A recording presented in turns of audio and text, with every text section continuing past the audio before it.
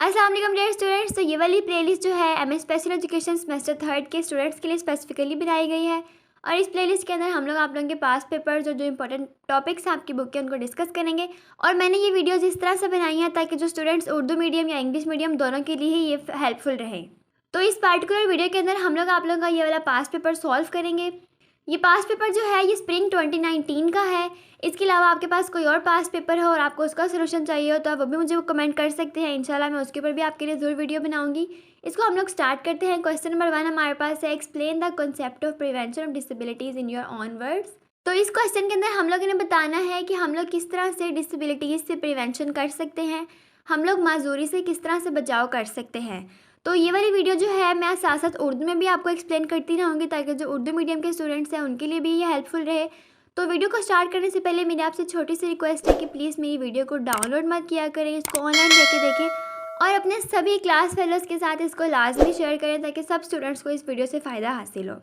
तो सबसे पहले हम लोग देख लेते हैं प्रिवेंशन ऑफ डिसेबिलिटीज़ का इंट्रोडक्शन कि ये क्या चीज़ होती है। It is the process of reducing the risk of developing disabilities. ये ऐसा प्रोसेस है जिसमें हम लोग किसी भी डिसेबिलिटी के डेवलप करने के रिस्क को रिड्यूस करते हैं। मतलब कि हम लोग किसी भी माजूरी के फैलने के या बढ़ने की जो ख़तरा है उस ख़तरे को हम लोग कम करते हैं। उस कम करने के प्रोसेस को हम लोग क्या कहते हैं, प्रिवेंशन ऑफ डिसेबिलिटीज़, मतलब कि माजूरी से बचाओ। This is done by taking steps to reduce the risk of developing disabilities. अब हम लोग किस तरह से प्रिवेंशन कर सकते हैं डिसेबिलिटीज़ की, हम लोग डिफरेंट स्टेप्स लेते हैं ताकि हम लोग प्रिवेंट कर सकें अपनी माजूरी की डेवलपिंग को। जैसा कि हम लोग अर्ली डिटेक्शन कर लेंगे छोटी एजेस में ही, जैसे कि अभी बच्चा अभी पैदा भी नहीं हुआ उससे पहले ही हम लोग डिटेक्ट करें कि उसमें कोई डिसेबिलिटी है या नहीं है। अर्ली इंटरवेंशन है, बहुत इंपॉर्टेंट टॉपिक है स्पेशल एजुकेशन के अंदर ही। इसके अंदर बहुत ही अर्ली स्टेजेस के ऊपर उस डिज़ीज़ को कंट्रोल किया जाता है और उसके अलावा अर्ली ट्रीटमेंट्स वगैरह हम लोग कर सकते हैं किसी भी डिसेबिलिटी को प्रिवेंट करने के लिए। नेक्स्ट हम लोग पढ़ते हैं इसकी एक important define. According to the special education book handbook of special education के according James M Kauffman and Daniel P Hallahan जो है इसने किस तरह से डिफाइन किया था प्रिवेंशन ऑफ डिसेबिलिटीज़ को। The process of reducing the risk of developing disabilities, कि ऐसा प्रोसेस जिसमें हम लोग डेवलपिंग डिजीज़ के रिस्क को रिड्यूस करते हैं, मतलब कि अपनी किसी भी डिसेबिलिटी माजूरी की जो डेवलप करने का जो ख़तरा है उसको कम करते हैं। उसका जो प्रोसेस है आर मिटिगेटिंग, मिटिगेट का मतलब होता है या कम करते हैं the effect of disability to occur, कि ऐसा अमल जिसमें हम लोग कोशिश करते हैं कि कोई भी मजूरी पहले तो फैले ही ना, कोई मजूरी आए ही ना इंसान के अंदर, लेकिन अगर मजूरी आ जाती है तो उसके बाद हम लोग उस मजूरी के असरात को कम करने का जो पूरा का पूरा प्रोसेस है, अमल है, उसको हम लोग कहते हैं प्रिवेंशन ऑफ डिसेबिलिटीज़। तो स्टूडेंट्स मुझे उम्मीद है कि इसका इंट्रोडक्शन आपको समझ आ गया होगा। अब हम लोग पढ़ेंगे उन स्टेप्स के बारे में, उन मेथड्स के बारे में कि किस किस तरीके के ज़रिए से हम लोग इन डिसेबिलिटीज़ को प्रिवेंट कर सकते हैं। तो जो तीन मेन हमारे पास प्रिवेंशन ऑफ डिसेबिलिटी के प्रोसेसेस हैं वो है primary prevention, secondary prevention and tertiary prevention. इनके बारे में हम लोग वन बाय वन पढ़ते हैं। तो सबसे पहले हमारे पास आ जाता है प्राइमरी प्रिवेंशन। स्टूडेंट्स नेम से शो हो रहा है कि ये प्राइमरी लेवल की प्रिवेंशन हैं। प्राइमरी लेवल बिल्कुल स्टार्ट का लेवल होता है। तो इसमें हम लोग क्या करते हैं, हम लोग अपनी जो भी डिसेबिलिटी है उसको प्रिवेंट करते हैं कि वो अकर ही ना करे। इसके पहले एग्जांपल पढ़ लेते हैं। अगर एग्जांपल पढ़ेंगे तो फिर इसकी डिफाइन समझना आपके लिए ज़्यादा ईजी हो जाएगा। Primary prevention of intellectual disabilities might include providing parental care and vaccinations and reducing exposure to toxins like lead and mercury. अब इंटेलेक्चुअल डिसेबिलिटीज़ जो होती है, जहनी माजूरी, उसकी प्राइमरी प्रिवेंशन हम किस तरह से कर सकते हैं कि बहुत ही प्राइमरी स्टेजेस के ऊपर हम लोग पेरेंटल केयर दें, वैक्सीनेशंस वगैरह दें। उसके अलावा कुछ टॉक्सिन्स वगैरह जो ऐसे केमिकल्स जिसके ज़्यादा काजेज़ होते हैं इंटेलेक्चुअल डिसेबिलिटी होने के, उन टॉक्सिन से हम लोग परहेज़ करें। जैसे कि कोई ड्रग वगैरह या मेडिसिन जिससे हमें ख़तरा हो कि इससे हमें इंटेलेक्चुअल डिसेबिलिटी हो सकती है हमारे बच्चे को, तो हम उसको लेना बंद कर दें या बच्चे को देना बंद कर दें। तो ये बहुत ही प्राइमरी लेवल पे हम लोग जो प्रोसेस करते हैं अपनी किसी भी डिसेबिलिटी से प्रिवेंट करने के लिए, उसको हम लोग कहते हैं प्राइमरी प्रिवेंशन।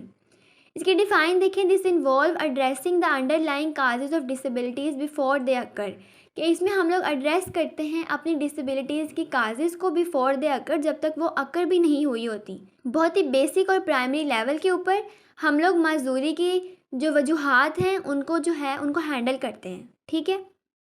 नेक्स्ट आ जाता है हमारे पास सेकेंडरी प्रिवेंशन। अब ये प्राइमरी से थोड़ा अपर लेवल है।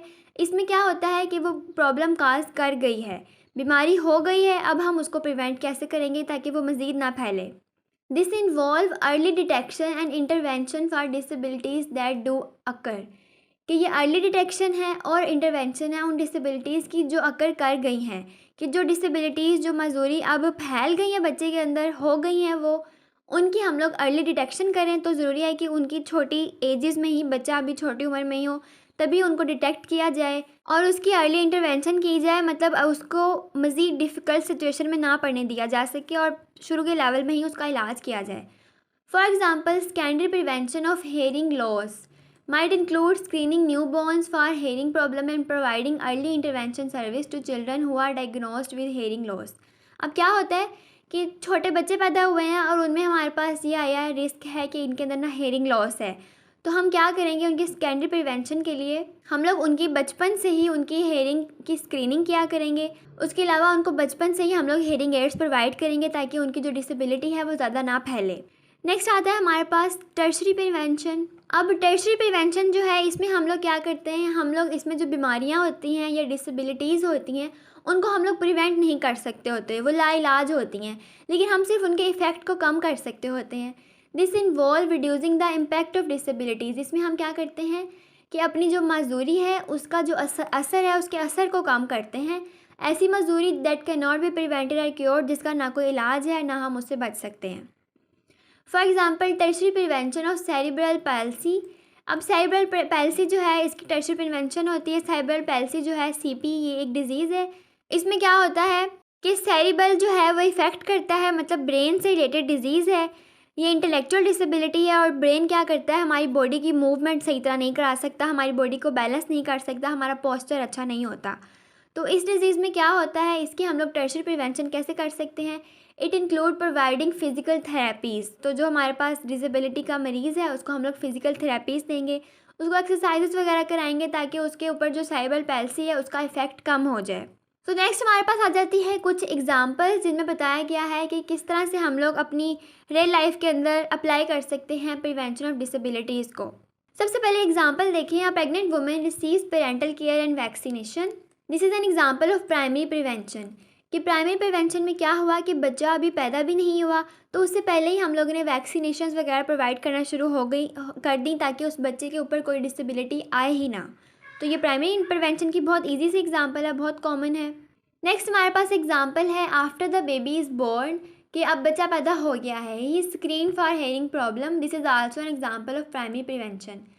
कि अब बच्चा पैदा होने के बाद उसकी हम लोगों ने हेयरिंग प्रॉब्लम की डायग्नोसिस की कि कहीं उसको कोई हेयरिंग का प्रॉब्लम तो नहीं है, तो ये भी प्राइमरी प्रिवेंशन है।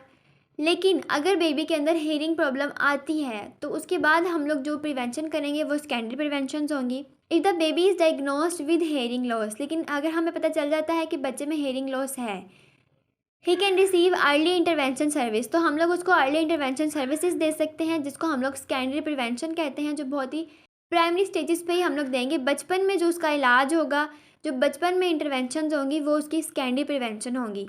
फिर क्या होता है, the baby grows up and attend school. फिर बच्चा बड़ा हो गया है, वो स्कूल जाता है।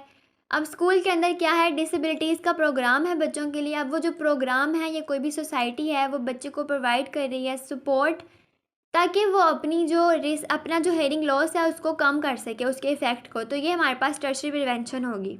तो स्टूडेंट्स, मुझे उम्मीद है कि क्वेश्चन नंबर 1 के सारे कॉन्सेप्ट आपके लिए क्लियर हो गए होंगे और आपको इसकी अच्छे से समझ आ गई होगी और एग्जाम्पल के ज़रिए से आपके पास एक ऐसा कॉन्सेप्ट बिल्डअप हो गया होगा कि अगर आपके एग्जाम में ऐसा कोई क्वेश्चन आता है तो आप उसको ईजिली अटैम्प्ट कर सकेंगे। नेक्स्ट हम लोग पढ़ते हैं question number 2, what is philosophy of rehabilitation. Rehabilitation की वेस्टर्न फिलॉसफी क्या है। स्टूडेंट, जैसा कि आपको पता है कि जो हमारे पास ये वाला कोड है 3614, ये है ही रिहैबिलिटेशन के रिलेटेड। तो रिहैबिलिटेशन के जितने भी क्वेश्चंस आपकी बुक में वो सारे मोस्ट इंपॉर्टेंट हैं, आपके पास पेपर में बार बार आते रहते हैं, तो आपने इनको अच्छे से करना है। तो रिहैबिलिटेशन का आपको पता है कि क्या होता है, इसका मतलब होता है बहाली। कोई हमारे पास स्पेशल बच्चा है, उसमें कोई डिसेबिलिटी आ गई है, अब हम कौन कौन से स्टेप्स प्रोसीजर लेंगे ताकि हम उस बच्चे को रिहैबिलिटेट कर सकें, उसको नॉर्मल लाइफ की तरफ ला सकें और उसकी जो डिसेबिलिटी है उसका इफ़ेक्ट कम कर सकें। इसको हम लोग रिहैबिलिटेशन कहते हैं। तो यही पढ़ते हैं हम लोग कि वेस्टर्न फिलॉसफी क्या कहती हैं रिहैबिलिटेशन के बारे में। Western philosophy is based on the belief that all people with disabilities have potential to live full and productive lives. Western philosophy ये कहती है कि जितने भी लोग हैं जो स्पेशल पर्सनस हैं जिनमें जो सी मर्ज़ी डिसेबिलिटी है, लेकिन उस बंदे के पास ये पूरा हक है कि वो एक प्रोडक्टिव लाइफ गुजारे, एक फ्रूटफुल लाइफ गुजारे, एक हाई यील्डिंग लाइफ गुजारे, फर्टाइल लाइफ गुजारे। उसके पास पूरे मौक़े हों ज़िंदगी को बेहतर बनाने के, एडवांटेजियस हो, बेनिफिशियल हो, कंस्ट्रक्टिव लाइफ गुजारे। This philosophy emphasizes the importance of inclusion, community integration and self-determination. अब ये जो वेस्टर्न फ़िलॉसफी है ये एम्फेसाइज़ कर रही है किन चीज़ों के ऊपर, ये ज़ोर दे रही है इंक्लूजन के ऊपर। इंक्लूसिव एजुकेशन के बारे में आपने पढ़ा होगा, कम्युनिटी इंटीग्रेशन और सेल्फ डिटर्मिनेशन के ऊपर। अब इन तीनों टर्म्स को हम लोग थोड़ा थोड़ा डिस्कस करते हैं, इनका कॉन्सेप्ट लेते हैं क्योंकि ये इंपॉर्टेंट टर्म्स हैं। सबसे पहले आता है हमारे पास इंक्लूजन। इंक्लूजन का मतलब होता है एडिशन, किसी चीज़ को ऐड कर देना या इंसर्ट कर देना। It refers to the practice of educating students with disabilities in general education classroom whenever possible.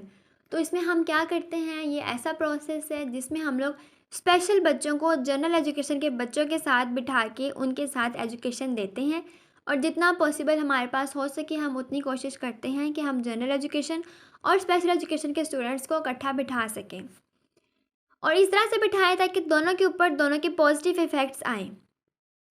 This allows students with disabilities to learn and interact with their peers without disabilities, which can help them to develop and skills and knowledge they need to succeed in life. इसमें क्या होता है, जो disabled students हैं, जो special students हैं, जब वो अपने पीयर्स के साथ, मतलब अपने फेलोज़ वगैरह के साथ या कोलीग्स के साथ इंटरेक्ट करेंगे, ऐसे कोलीग जो कि नॉर्मल बच्चे हैं, तो उनसे उनको काफ़ी कुछ सीखने को मिलेगा, उनसे उनकी नॉलेज बढ़ेगी, उनमें स्किल्स बढ़ेंगी और वो अपनी लाइफ में अच्छा परफॉर्म कर सकेंगे। नेक्स्ट आता है हमारे पास कम्युनिटी इंटीग्रेशन।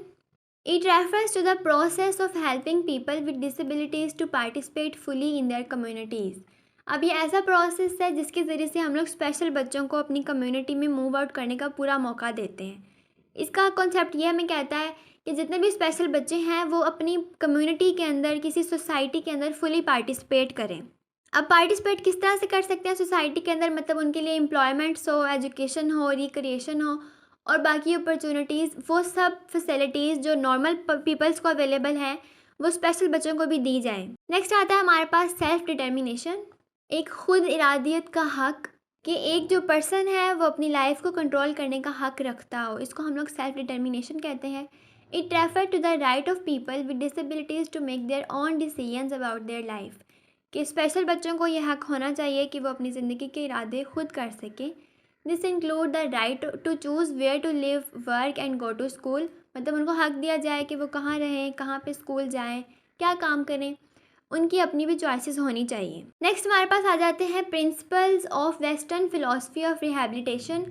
जितनी भी फ़िलासफ़ीज़ हैं वेस्टर्न रिहैबिलिटेशन के मुतालिक, उसके प्रिंसिपल्स हम लोग कुछ पढ़ लेते हैं। सबसे पहला पॉइंट हमारे पास है, all people with disabilities have the potential to live full and productive lifes. कि पहला प्रिंसिपल ये है कि हर बंदे के पास, हर स्पेशल पर्सन के पास ये हक हो, इख्तियार हो कि वो अपनी पूरी प्रोडक्टिव लाइफ गुजार सके, एक full independent life. People with disabilities should have the same opportunities as people with disabilities. उसके अलावा अपॉर्चुनिटीज़, मौक़े जितने भी हैं, फैसिलिटीज़ जितनी भी हैं, वो नॉर्मल और स्पेशल पीपल को इक्वल दी जाएँ। नेक्स्ट आता है, people with disabilities should be able to participate fully in their communities. उसके अलावा जो स्पेशल बच्चे हैं, स्पेशल पीपल हैं, उनको यह हक होना चाहिए कि वो अपनी कम्युनिटी में फुली पार्टिसिपेट कर सकें। And people with disabilities should have the right to make their own decisions. वही बात है जो हम लोगों ने पढ़ी हैं। ये प्रिंसिपल्स अगर पूछें तो आप उनमें ये वाले प्रिंसिपल्स भी लिख सकते हैं, बहुत ईजी हैं। नेक्स्ट हम लोग इसी क्वेश्चन को अपने कोड जो 13/6/14 है उसके हवाले से देखते हैं। उसमें कुछ जो इंपॉर्टेंट बातें बताई गई हैं उनको रिवाइज कर लेते हैं, जो कि आपके एग्ज़ाम में आपके लिए हेल्पफुल रहेंगी। Community based rehabilitation CBR, it is a holistic approach to rehabilitation that focus on helping people with disabilities to participate fully in their communities. कि कम्युनिटी बेस्ड रिहैबिलिटेशन जो है ये एक ऐसी अप्रोच है, एक कलेक्टिव मजमूई अप्रोच, होलिस्टिक हम लोग कहते हैं, कलेक्टिव अप्रोच है जो इस चीज़ के ऊपर फोकस करती है कि जितने भी स्पेशल बच्चे हैं, स्पेशल पीपल हैं, वो कम्युनिटी के अंदर फुली पार्टिसिपेट करें। इसकी कुछ प्रिंसिपल्स हैं। CBR is based on principles, इनको पढ़ लेते हैं हम लोग। People with disabilities are members of their communities, कि कोई भी कम्युनिटी है उसमें चाहे नॉर्मल पीपल हैं या स्पेशल पीपल हैं, वो सब उस कम्युनिटी के मेंबर हैं। People with disabilities have the right to participate in all aspect of community. अब कम्युनिटी लाइफ को लेके हम लोग ये पढ़ रहे हैं, तो कम्युनिटी में पीपल को पार्टिसिपेट करने का पूरा हक है। Rehabilitation services should be provided in the community, और हर कम्युनिटी के अंदर रिहैबिलिटेशन सर्विसेज प्रोवाइड की जानी चाहिए। Rehabilitation services should be based on the needs and priorities of people with disabilities and their communities. अब हर कम्युनिटी के अंदर जितने भी स्पेशल बच्चे हैं उनका ये राइट है कि उनको हम लोग रिहैबिलिटेट करें। उनको रिहैबिलिटेट करने के लिए रिहैबिलिटेशन सेंटर्स प्रोवाइड किए जाएँ, रिहैबिलिटेशन सर्विसेज प्रोवाइड की जाएँ, और वो सर्विसेज उनकी मजदूरी के रिलेटेड ही हों। फॉर एग्ज़ाम्पल, अगर कोई मजदूर अफराद है और उनको व्हील चेयर्स चाहिए, तो कम्युनिटी का हक है कि उन मजदूर अफराद को रिहैबिलिटेशन सर्विसेज के ज़रिए से व्हील चेयर्स प्रोवाइड करें, क्योंकि वो उनका राइट है। इन कामों के लिए हमारे पास NGOs वगैरह बनी होती हैं, स्पेशल एजुकेशन के इदारे और रिहैबिलिटेशन सेंटर्स वगैरह होते हैं जो हेल्पफुल रहते हैं। तो स्टूडेंट्स, अब हम लोग देख लेते हैं कुछ एग्जांपल्स कि किस किस तरह की रिहैबिलिटेशन सर्विसेज जो है एक कम्युनिटी जो है वो स्पेशल एजुकेशन स्टूडेंट्स को प्रोवाइड कर सकती है। सबसे पहले सर्विस हमारे पास है medical and health service, CBR जो है हमारे पास। Community based rehabilitation, it can provide people with disabilities with access of medical care, preventive health service and rehabilitation service. अब किसी भी कम्युनिटी के स्पेशल पर्सनस को, डिसेबल्ड पर्सन को मेडिकल और हेल्थ सर्विस प्रोवाइड करना जो हमारे पास कम्युनिटी बेस्ड रिहैबिलिटेशन सर्विसेज का काम होता है। नेक्स्ट हमारे पास आता है एजुकेशन एंड ट्रेनिंग। अब ये भी एक तरह की रिहैबिलिटेशन सर्विस है जो कि हमारे स्पेशल पर्सनस का हक है कि उसको प्रोवाइड की जाए। और CBR जो हमारे पास है ये प्रोवाइड करता है डिसेबल्ड पर्सन को with access of education and training which can help them to develop skills they need in their life to live independently and participate their workforce। बहुत इजी सी वर्डिंग है, आप इसको उर्दू में इजीली ट्रांसलेट करके लिख सकते हैं कि हमारे पास जितनी भी CBR जो है ये प्रोवाइड करती है स्पेशल पर्सनस को एजुकेशन और ट्रेनिंग, ताकि वो कोई ना कोई स्किल हासिल करके प्रैक्टिकल लाइफ के अंदर इंडिपेंडेंटली रह सके। नेक्स्ट आता है एम्प्लॉयमेंट। ये भी हमारे पास एक रिहैबिलिटेशन सर्विस है जो कि CBR प्रोवाइड करती है, और हमारे पास जितनी भी गवर्नमेंट जॉब्स आती हैं वहाँ पे स्पेशल पर्सन के लिए एक स्पेसिफिक कोटा होता है कि इतने % स्पेशल पर्सन जहाँ पे आएंगे।